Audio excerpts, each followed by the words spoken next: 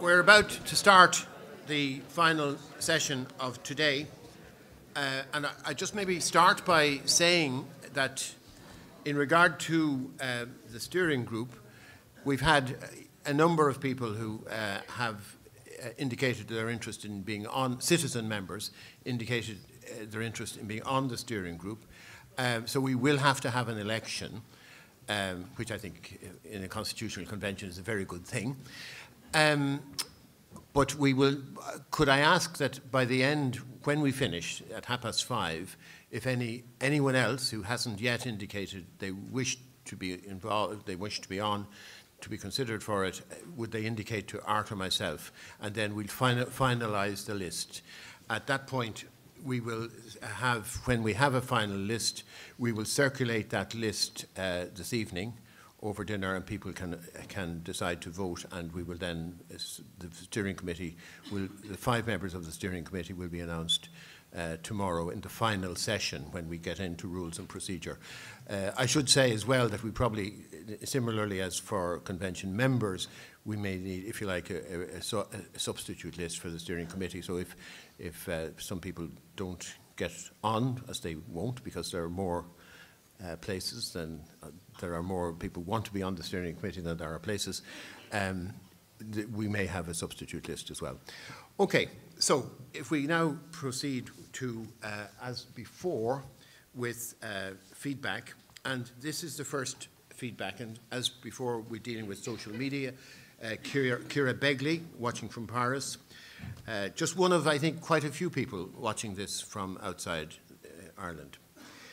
This comment from Kieran Ling, the politicians dominating discussion, what's being done to include everybody.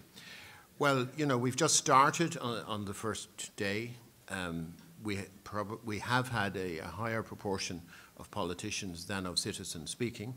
But as I said at the beginning, I will be asking people to speak in this session and right up till the end of tomorrow, and indeed right up till the end of the Constitutional Convention, who haven't spoken before. So I think this issue will sort itself out as we go, but obviously I would encourage citizen members to contribute, as many of you have already.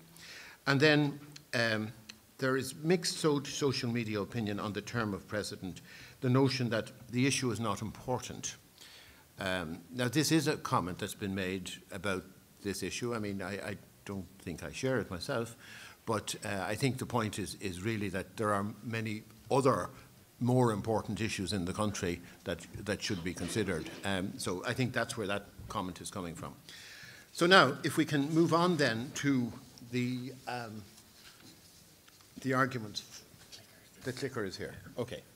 Do I need to operate it? Okay. Robert can operate it. So these are the arguments for. If we spend a little time looking at it, we have one slide for and one slide the arguments against. So as before, in terms of the important issues here, maybe I could again choose. What about the idea there of one term and no re-election? And could I ask table 6, who I don't think have spoken up to now, could you, somebody from table 6, comment?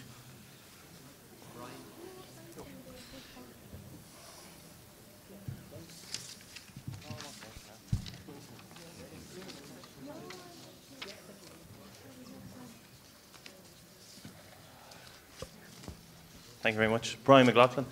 Yeah, I just raised the point, maybe have one term, no re-election is a possibility, but if it was uncontested the first term, that it wouldn't continue for 14 years uncontested, maybe after 2 or 3 years into the second term, there might be another election as a possibility. Instead of just reducing it to 5 years, you could have 10 years without going through the voting process again. Okay. But you said that. Yeah, thank you, Brian, for that. Anyone else want to speak on this? Table 2? Anyone from table 2 wish to comment on this?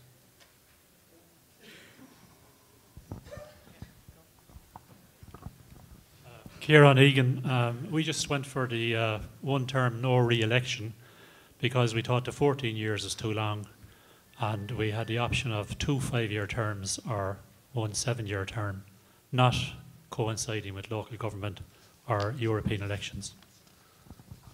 Okay. The issue, now this may appear on the second as well, well maybe not.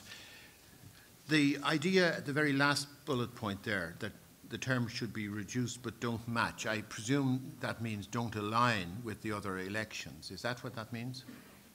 Well, if it does, if that is, could I ask Table 3 to comment on that?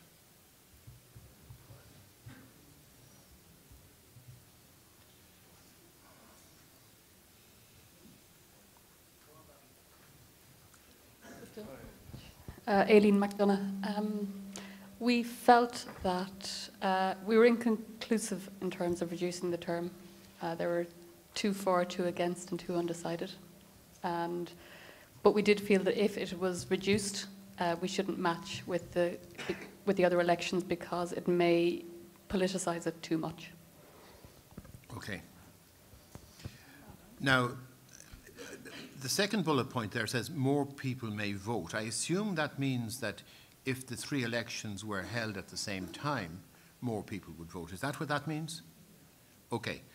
In that case, Table 8, could we have comments? Whoever, the proponents of this point of view from Table 8, could we have a comment?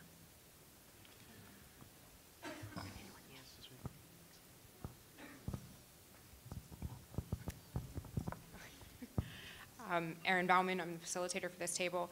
The general sentiment, this was, I suppose, a bit more of a side issue, but the general consensus was, amongst those who had an opinion on it, that it might increase somewhat the turnout if the number of years was lessened, if it was dropped down to 5.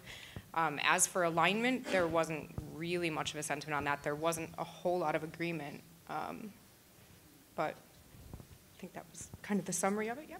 Okay. Catherine Murphy, just to say that the thing that we felt that would increase turnout most would be content.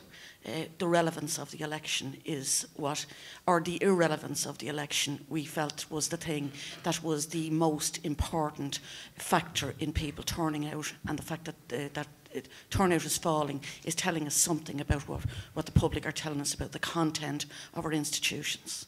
But our discussion was dominated on the route or the route a citizen might engage in to nominate someone rather than the term, which we saw as a side issue in comparison to the core issue, which was the citizens own the Constitution.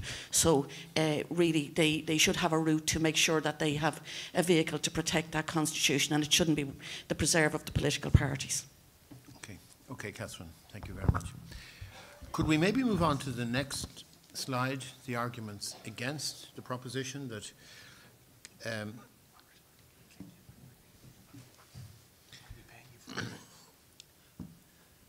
what about the issue here that if you reduce this presidential term from 7 to 5 years, it would make the office more party political?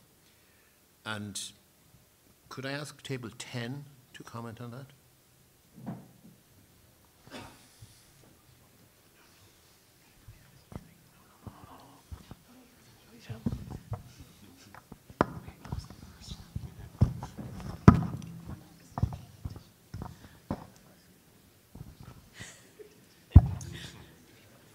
Sorry, I just feel I shouldn't speak because I'm a politician, just in light of what's been said. So I was trying to get one of the others to, yeah, all right. Stephen Fitzpatrick, I'm the facilitator for the table. There were no volunteers to step into the breach. Essentially, it was felt, I think there was a general consensus around the table that if you ran the elections concurrent with the local elections and the European elections, that the issues that would arise in those elections, basically the choosing between the different political parties, would mean that it was more likely that the office of the president would be affected by those concerns, and you'd have more chance of the eventual election being based on party lines, whereas in previous elections that wasn't the case for president. different political party support didn't correlate with the eventual presidential votes. Okay, thanks, Stephen. I mean, maybe that point that you've just expressed there is somewhat connected to the next bullet point, combining with local and yours would distract attention. I presume that means distract attention from the office of president. And could table 13 perhaps comment on this?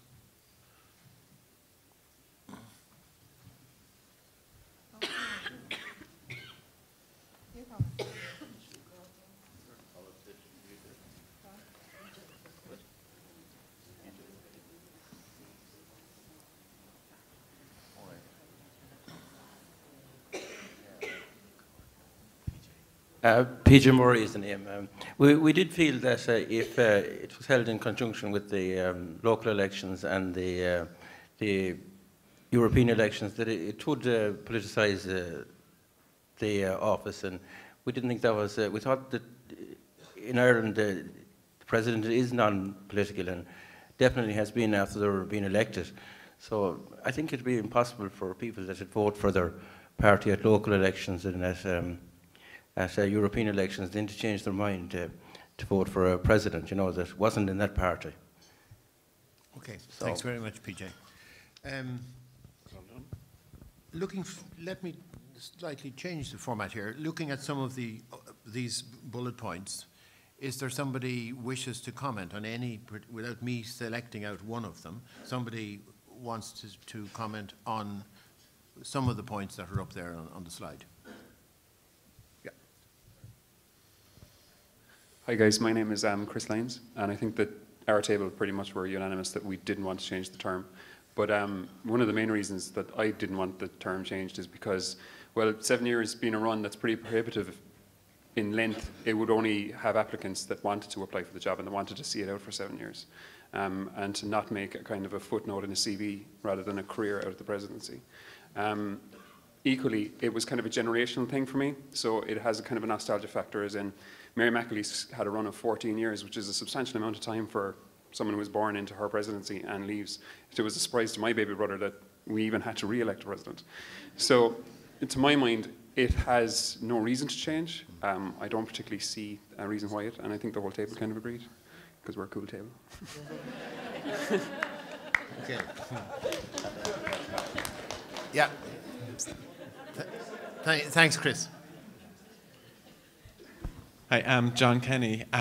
We came up that we would want it to be reduced to 5 years, but that we wouldn't want it to be concurrent with the local or the European. Just for, one of the reasons was because it would be problematic if the president resigns or died in office, because we felt that any of the substitute options to what would happen in the intermediate term, we felt that they'd be inefficient.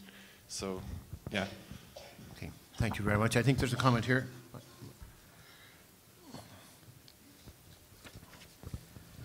Thank you. I just want to make a comment on behalf of the table, and I can't get anyone to volunteer to do it, but they'll all tell me what they'd like me to say. We feel that sometimes with the way our discussion is going is that we're in danger of belittling the role of the president. The president has a much greater role than simply the powers to do X, Y, Z. He has a great, or he or she has a great symbolism and a great sense of dignity and authority, which we think shouldn't be belittled by making reducing it or belittling it anyway. But the main point we have is that the length of term issue may not really be the primary obstacle to opening up the nomination process. We think the nomination process is the biggest single obstacle.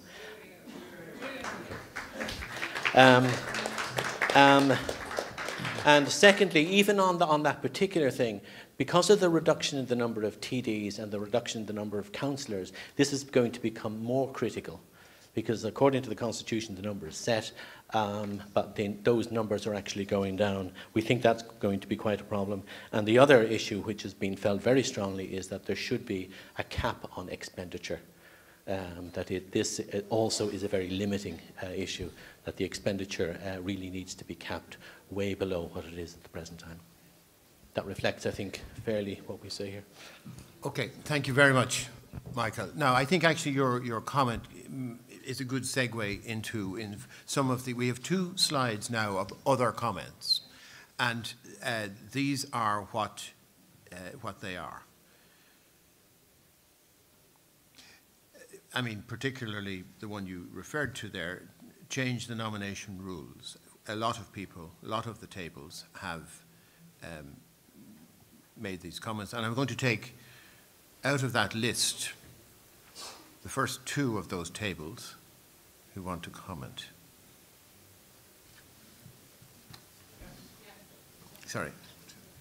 Table 2 and yourself. Okay, Keith. Or Keith, Kildare North constituency. When we discussed it, slight inside joke on the politicians talking. When we discussed the presidency, the barrier of entry was a big factor in our conversation. One thing I came up with, or we discussed, was having public votes, public nominations. So I could put myself forward for presidency if I got 20,000 signatures, something like that, rather than going down the current route. Anything else? Thank you. Yeah. Could we just be clear from a factual point of view, the precise rules that are there in order to be nominated to run for president? I can. I actually can't off the top of my head. A number of members of the Oireachtas and also local councils, but I think the point you were making, and it's the point that lots of tables were making as I went around, was about having a citizen involvement in terms of being able to select presidential candidates. And the point I made to lots of tables was that Ireland is very unusual in not having that procedure. So for most countries where there's a directly elected president, of a style that's like Ireland's, so again, excluding Latin American countries, the US, those sorts of countries, then virtually all have some element of citizens being able to choose presidential candidates. It can depend a lot in terms of the threshold as a percentage of the population. It could be quite a large percentage or a much smaller percentage. But virtually every country has citizens able to choose or to play a role in choosing presidential candidates. The other table that was offering on this was table 12.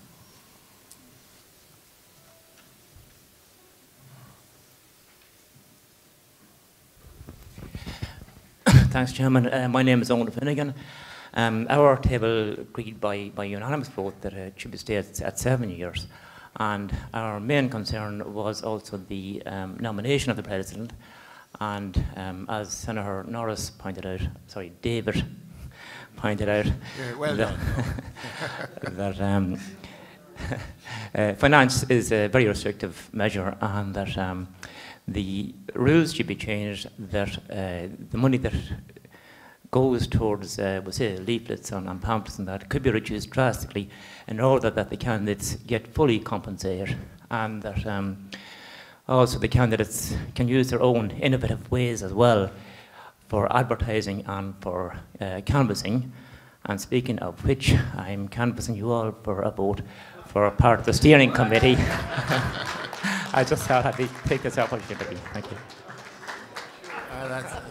That's what I call adept politics. Could we move on to the final slide, Robert?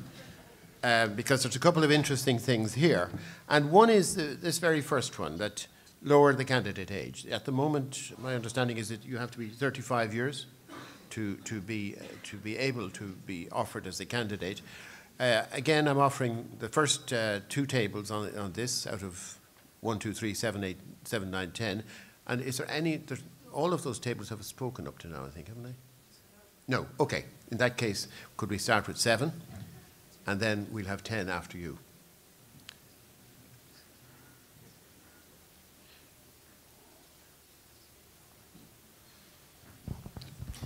Hello, Pat Brazel. We discussed the vacancy, and we said if it's not broken, don't fix it. So the party candidates and the changing of the oath, if you remember, serves me right, the oath says you must swear allegiance to God. And the lowering of the candidate ages, we were very unanimous on that. And the maximum age for the candidacy as well. So, thank you very much. Thank you very much. What about table 10, who have views on this as well? Tom Burke again, Chairman. I'm getting lumbered, I'm afraid. We feel that 34 is too old as a minimum age. I can remember when I was 21, I was saying, why the hell can I not stand? Now, there are lots of reasons why I couldn't stand, but the age limit was the thing that jumped out at me at the time, 34. If you want to get the young people active in politics, you have to have candidates that are closer to their age. You're not going to interest 18, 20, 25-year-olds in 34-year plus. And that, combined with the present selection system, makes for a small poll. Thank you. Okay, thank you. There is, of course, then this other suggestion on this slide to have Table 6 came up with the notion that there should be a maximum age for which I think is probably illegal, but and so maybe could Table 6 get up and see why you are assessing in a constitutional convention, why you are proposing illegality? Let me first say I am canvassing for Brian for the steering committee here. Jerry Farrell, we had a big debate on this around the table. Not everybody agreed, but it was an interesting debate that if we have a lower age of 35 for the presidency, maybe we should have a maximum age as well. Now, I know I'm going to be accused here of ageism, but if, for example, you're going to go for 14-year term, maybe we should be looking at an age limit. So that was generally it. Okay, all right. I presume nobody else wants to comment on that. Robert, could we turn to you now? I mean, we may have a bit of time to come back to the floor, but I mean, you had a number of issues that were raised, you picked up in the course of the roundtable debate. There's some other of the comments that have been made now. Do you want to try and summarise or synthesise what you've heard?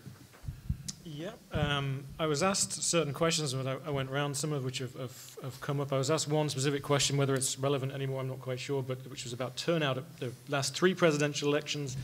And I can tell you it was 64% in 1990, 47.6 in 97, and 56.1 in 2011. So it's varied, but it's always been lower than at Dáil elections, basically. So that's just the facts of the situation. In terms of the age, minimum age of candidates, I was looking through various constitutions there, and a lot of them don't have it in the constitution. It's something that's set by law, which makes it much easier to change, for one thing, but therefore I can't tell you what the minimum age is because it's not in the constitution. However, where I did find it, I found that the age was 35, so the same age as in Ireland, in Austria, in Iceland, in Poland, and in Portugal. So those would be countries with, some of them have slightly stronger presidents than the Irish presidency, but they would be pretty similar. So 35 is not unusual in that way. And in fact, in Bulgaria, Lithuania, and Macedonia, again, which have really quite weak presidencies, again, the minimum age was 40. I actually, in the list of countries with non-executive presidents that were directly elected, 35 was actually the lowest age that I found in the constitution. Now that was just on a sort of a trawl at the back there on my system. There might be a few more, but it doesn't seem as if 35 is out of line with other countries equivalent countries, if you like. I also had a look. I should have done it really for the briefing, so apologies for that. But I had a look at whether how many countries had aligned presidential and European elections. It's very difficult to get, at least as it was there, to get information about local elections, but it's fairly easy to get information about aligning presidential and European elections, and I couldn't find a single country with a directly elected president who had aligned it with the European elections as well. So it doesn't seem to be happening. It might possibly happen with local elections, but it doesn't seem to be happening with presidential elections. One point that came up again when I was going around the tables, and just to sort of clarify what I was saying in the briefing and in the presentation, I'm talking about the cost of campaigns. When I was making the presentation, I was really focusing on the cost to the taxpayer. I wasn't focusing on the cost to presidential candidates. So there are ways in which you can cost to the taxpayer, but the point was made to me by more than one person that the cost to the presidential candidates is very high, and that can be prohibitively high to allow people to stand, and so that we need to factor that in as well. And the sort of similar point was made that if you say, well, okay, having more presidential elections will cost the taxpayer more, therefore will reduce the amount of expenses that are reimbursed, and we'll find different ways of doing leafleting. Then the point was made that if those reductions are made, then that actually might increase the control, further increase the control that political parties have on the campaign, because effectively the only people who will be able to stand are ones that can be sort of guaranteed of some sort of party support. So just to make it clear that I was talking about the cost of the taxpayer, but there is a separate issue that's a very valid issue about the cost to candidates as well, the personal cost that candidates have to undertake to stand for the presidency.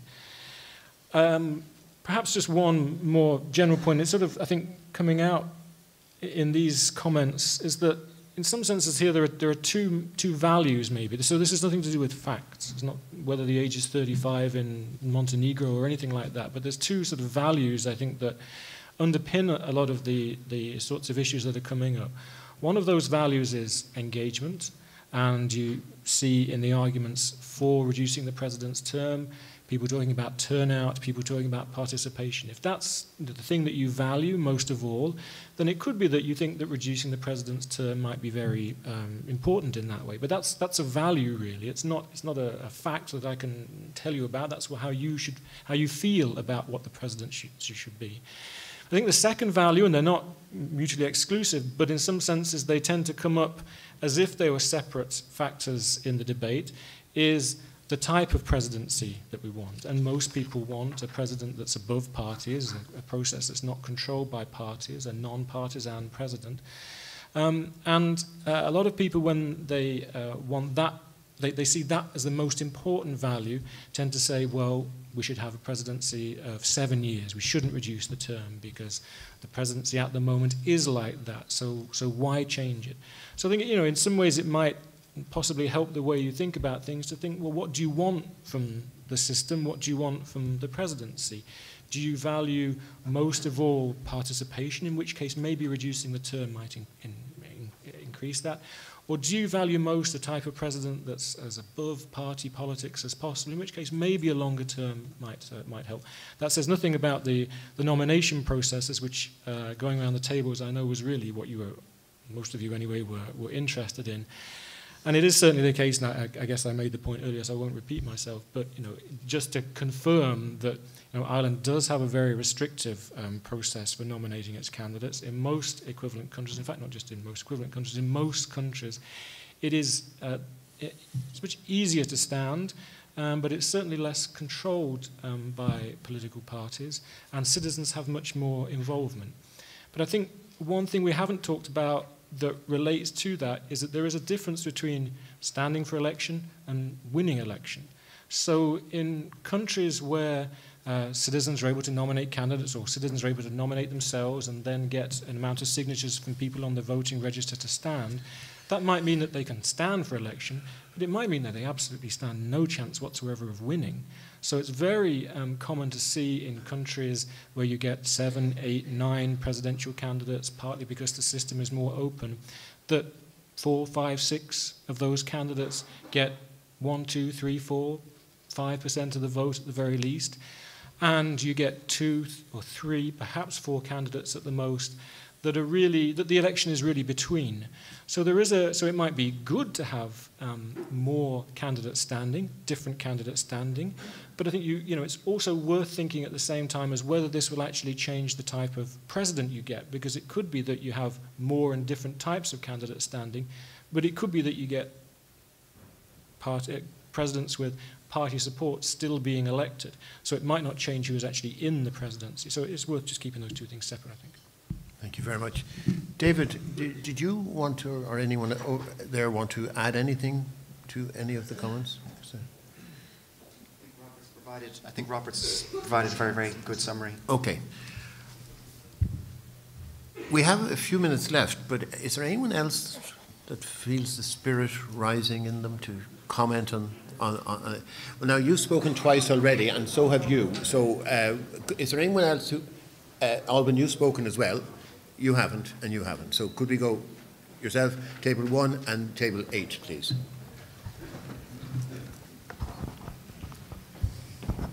Hi, Ray Brown. I just wanted to know, have we asked any of the presidents what they think about it? Whether the term should be reduced or not, since the past presidents? Do we know anything about that? I just say that there was Michael D. Higgins did give an interview with the Irish Times in which he said he wanted to keep the term at 7 years, just before Christmas. So he's the only one I know that's expressed a particular preference on that issue. Yeah. I mean, again, it wouldn't. I think it's up for the presidents, former presidents, to express a view on that themselves. I don't think it's for us to ask them. But if the view is on the public record, I think we should know about it. Yeah, table 8.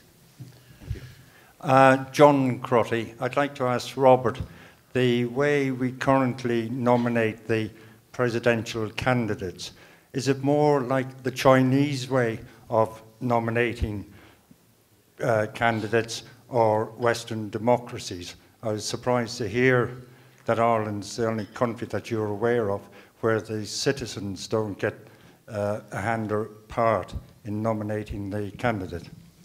It's not quite the only country, but the two countries that come to mind that have very restricted procedures are Mongolia and Namibia. So, whereas when you look at countries like Czech Republic, Central East European countries, they tend to be much more open. So, it's whether that's Chinese style, I don't know, but nonetheless, Ireland's not necessarily the only country. Susan, sorry, could we have the table just behind you, Mary? Yeah. Hello, my name is Susan Brady. I'd just like to ask one question. Has there been any president elected that has been non-political? Yeah, I think that's the correct answer. Douglas Hyde. He was the first president under the current constitution. I'm sorry?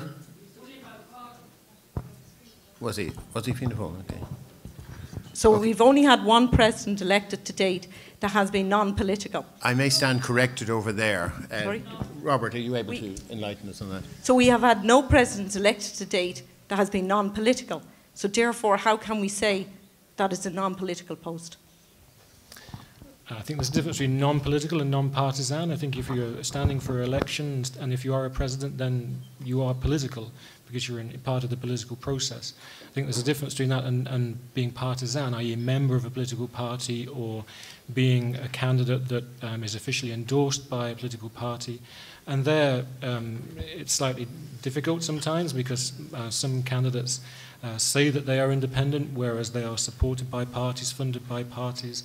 Even other candidates, again, sometimes it's difficult to separate out or difficult to determine how partisan they are, even if it's a part of the spin that they try and sometimes say that they're non-partisan when they are supported. So I think it wouldn't be, you're right, and so it's not right to say that nobody has been non-partisan, but perhaps some have been less partisan than others. Table 5 there. Hetty Tui. I expect good respect for the President because putting it into the political parties the last time, I had a bad taste in my mouth for the way it was operated. So I think there should be respect for the President in his position. Yeah, well, I think that's probably a very generally shared view, and it was Michael expressed the same view a bit earlier. Table 13. My name is Peter Halligan from Cork. During the discussion, I was kind of reflecting on the diaspora. They aren't the only people that might like to vote. We were talking about in the north of Ireland, as the President represents Ireland, that maybe people up there who want to vote could also vote as well in presidential elections. And there was one other point when we were talking about it being pointless and it changes nothing. We were saying that it was more, there's no need to change it, then any change wouldn't be effective, which is slightly different. Thanks. Okay. Thank you. A few minutes left. I mean, I may now stray back into having somebody who has spoken before. Okay, Derek. Just prompted to mention a point that I'd mentioned during discussions. I was somebody at our table who advocated for the 4-year term, albeit I was in a minority of one. The point I just wanted to make, and I thought it helped to focus on the issue, was that somebody who's 17 years of age, it may be the case where they become 31 or they're 31 years of age before they have the opportunity of voting in their first presidential election. And it seems it's just a very long time. So I just wanted to make that point. Thank you. Thank you. James? Mike here. Sorry, wait for the mic. Just, I feel there should be a greater role for the President in reaching out to the diaspora, particularly acknowledging the huge contribution of the various county associations and their contribution to the Irish abroad. And I mean, this has never been acknowledged by the state, and I feel there could be a role for the President acknowledging their contributions. Some of those associations are in existence well over 100 years, over a century, and they have contributed enormously to lonely Irish people who went abroad in very, very difficult times in the past, and indeed at the present time, and I think there should be a role. Also, I feel that we have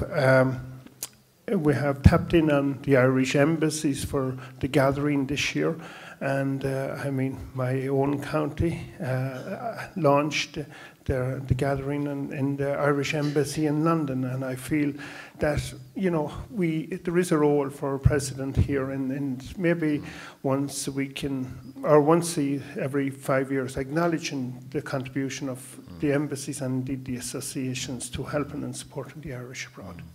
I think in fairness, in the last, since Mary Robinson onwards, since the presidency has perhaps become more active, there's considerable, within presidential programs when there's visits to overseas, there's a very real effort to connect with Irish people who've contributed, and both Mary Robinson and Mary McAleese made a particular effort when they were in Africa, for example, to acknowledge the role of missionaries, which was very appropriate. And now we're coming towards the end, but there are a few people who I do want to. Aideen, I think you were first.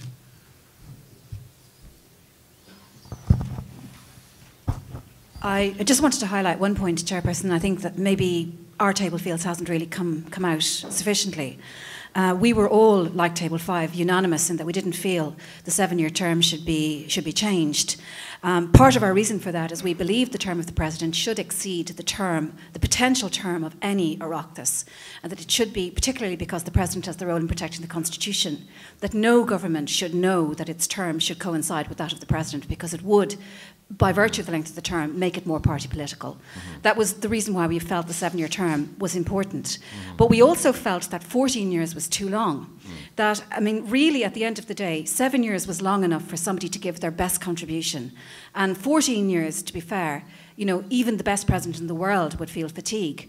But there was also the point that it was anti-democratic because nobody will contest, in reality, against an incumbent. In other words, the balance of convenience is for the incumbent, and no political parties we've seen in the past will put up a candidate against an incumbent. Therefore, we felt that it should be seriously considered limiting the term of the presidency to one term of 7 years. Thank you. Alban, I know you were trying to get in earlier. The point I was making was in relation to Northern voters. I think it's very important. I think one of the important contributions that Mary Robinson made, and this was consolidated by Mary McAleese, was the fact that her presence was visibly felt in the north. And it became almost routine. But she became the president, not just of the 26 counties, but the whole island and all the people of the island, and not just the nationalist people, because remember, Mary Robinson and Mary McAleese was welcomed very, very warmly by Unionists and Protestants as well. So she became a president for all the people. So the logic of that is, if that is true and if that has been effective, and I think historically I'm right, then the logic of that is to extend the franchise to those living in Northern Ireland who wish to exercise that vote. Thank you very much. David, you've been remarkably restrained for the last hour or so. Thank you very much, David Norris. But I think it's important that people should be reminded here and watching, if they are still watching on the internet, that all the political parties took part in a review of the Constitution in 1998. They said very clearly that the nomination process of the presidency was unfair and undemocratic. And they made 3 suggestions which have been echoed just by spontaneously here today by the people representing the people of Ireland. And they were, number 1, that the requirement for a Oireachtas nomination should be reduced from 20 to 10, that a petition of 10,000 citizens should have the power, giving back the power. The presidency does not belong to the political parties. And I was furious to hear one person say, it's our turn, our party has never had the presidency. It doesn't belong to any party, it belongs to the people. And the third was that it should stay with the county councils. But I think it's shameful that they use the whip against candidates. That's not an appropriate use of local government. And I think we should call their bluff and say, you all agreed this. You produced legislation, then you withdrew it. And then my colleague here, Catherine Murphy, put one down recently, and the government, the same parties, voted against it. That's what I call political hypocrisy. I have no vested interest. I will not be running again, but I would like to see it opened up. And I'll tell you one other thing. It is ruinous if you get involved, if you don't reach the quota, but that's fine. I've no quibble with that. That's the game I entered. I'm not complaining. But bear in mind, the political parties have skewed the system against the people financially as well. They can give goods and services. They can provide transport, offices, posters, leaflets, the whole works. And it's never counted in by the standards in public office. And an individual citizen fights against that. I think it's wrong. I think in a democracy, we should be a little bit more equal. And I hope the next election will open it up. 14 years without an election. Nobody under 32 ever voted in a presidential election in this country. They were getting ready to do the same again this time. And I'm glad I pushed my nose in, because that finished that little game for them. It would have been, people would have been over 40 before they'd voted. And I think that treats the president with contempt.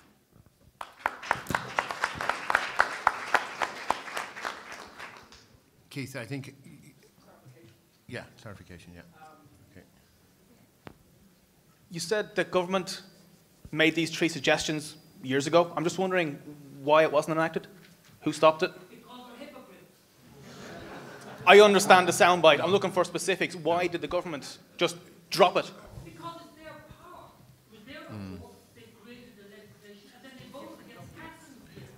I can tell you it's the same in the Senate. We've had all these reports about the Senate as well. It is hypocrisy. It's not just a soundbite, it's the truth. I mean, I have tabled, every time I have tabled the reports to reform Shannon Éireann. And every time the government has voted them down, every time, their own reports, governments of all hue and all complexion. That's what you're dealing with. And I think it's time their bluff was called on this issue of the presidency and on the Senate, which they've specifically excluded, the major constitutional change in my lifetime. And you are not allowed to talk about it. It's like the Vatican. Thank you. Thanks.